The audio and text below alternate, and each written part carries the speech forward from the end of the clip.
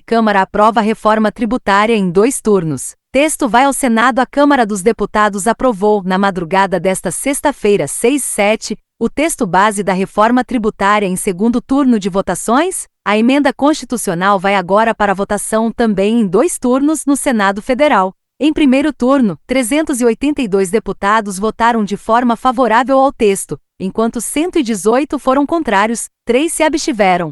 Já na segunda votação, que ocorreu quase às 2 horas da manhã, foram 375 votos a favor e 113 contrários à PEC. O texto ainda pode ser alterado antes de ir ao Senado por meio dos destaques, que ainda serão discutidos. O presidente da Câmara dos Deputados, Arthur Lira PPAU, chegou a cogitar votar as alterações na madrugada. Um destaque foi analisado e rejeitado, mas suspendeu a sessão após a votação em 2º turno por conta do baixo quórum de deputados. Outros 4 destaques serão analisados em sessão marcada às 10 horas desta sexta.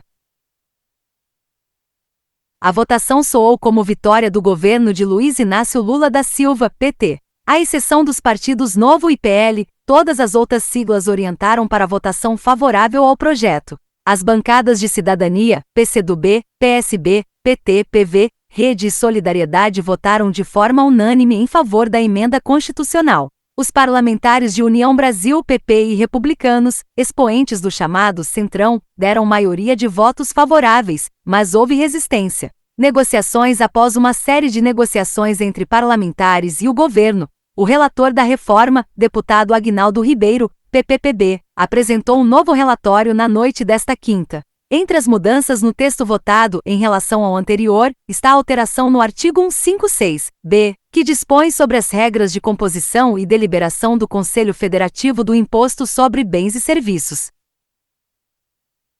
Segundo o que foi aprovado, o órgão terá 27 membros, um para cada estado, enquanto os municípios e o Distrito Federal serão representados por 27 membros, sendo 14 eleitos com base nos votos igualitários desses entes e 13 com base nos votos ponderados pelas respectivas populações. O relator também alterou o texto no que se refere à Zona Franca de Manaus e às áreas de livre comércio, mas manteve em caráter geral o diferencial competitivo dessas regiões. A regra de transição foi prorrogada e agora os municípios contarão até 2032 com a desvinculação de 30% das receitas municipais, além do aumento das possibilidades de aplicação dos recursos da Contribuição para a Iluminação Pública, COSIP. O texto excluiu a incidência do Imposto de Transmissão Causa-Mortes e Doação, ICT, sobre as transmissões e doações para as instituições sem fins lucrativos com finalidade de relevância pública e social.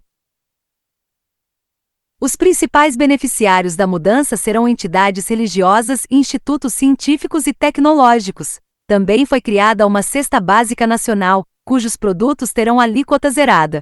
Serviços e produtos dos setores de saúde, educação, medicamentos, transporte coletivo e produtos agropecuários, além de produtos de cuidados básicos com a saúde menstrual como absorventes, tiveram alíquotas reduzidas. Empresas jornalísticas e de produção audiovisual também tiveram cortes na tributação.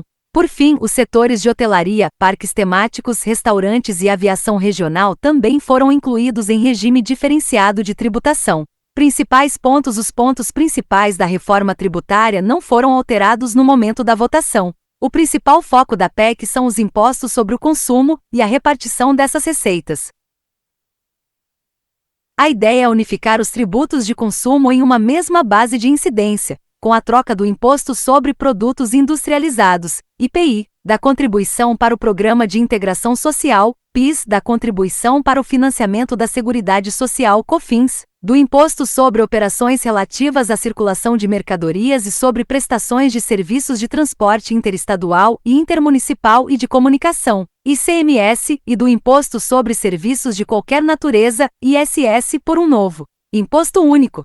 O novo Imposto de Valor Agregado, IVA, será dual, ou seja, a União vai arrecadar a sua parcela na tributação separadamente de estados e municípios. A cobrança será sempre no destino, e não mais na origem. No âmbito federal, esse imposto será chamado de Contribuição sobre Bens e Serviços, CBS, e será Imposto sobre Bens e Serviços, IBS, no tributo de competência compartilhada entre estados, Distrito Federal e municípios.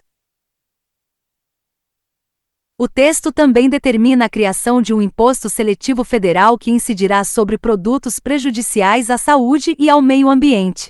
Está prevista ainda uma redução de até 50% das alíquotas para bens e serviços dos segmentos de saúde, educação, dispositivos médicos e remédios, transporte público, produtos agropecuários, pesqueiros, insumos agropecuários, alimentos, produtos de higiene e atividades artísticas.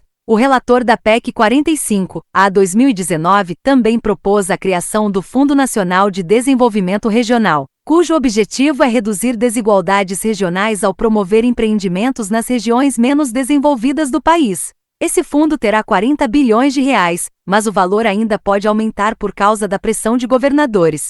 Transição para minimizar o impacto da reforma tributária. O texto propõe uma regra de transição. A cobrança do IVA dual começará em 2026, com alíquotas de 0,9% no caso do tributo federal e de 0,1% no imposto dos estados e municípios. Durante a transição, os impostos federais vão custear o Conselho Federativo Regional, cuja atribuição é fazer a gestão do IBS. Em 2027, a CBS vai substituir os impostos indiretos federais, e o IBS seguirá com a alíquota teste até 2028. De 2029 a 2032, o IBS será introduzido à proporção de 1/10 a cada ano. Em 2033, o novo tributo finalmente vai substituir de forma integral os impostos indiretos de estados e municípios. O texto da reforma deixou de fora o Simples Nacional e manteve a Zona Franca de Manaus. As empresas poderão escolher seguir no Simples Nacional ou aderir ao novo regime de tributação. Cashback e IPVA de jatinho. Outra mudança proposta pela PEC é a criação de um mecanismo de devolução a famílias de baixa renda dos tributos pagos em produtos alimentícios. As regras para esse benefício serão estabelecidas por meio de legislação infraconstitucional, que determinará o público elegível beneficiado, o montante e a forma de devolução. Outra possibilidade que vem sendo debatida, e ainda pode ser incluída no texto de última hora, é o cashback fixo. Nesse caso, parte do imposto seria devolvido a todos os brasileiros. Por fim, a reforma também propõe a tributação de propriedade de lanchas, iates e jatinhos de uso particular. Embarcações e aviões de passageiros não serão tributados.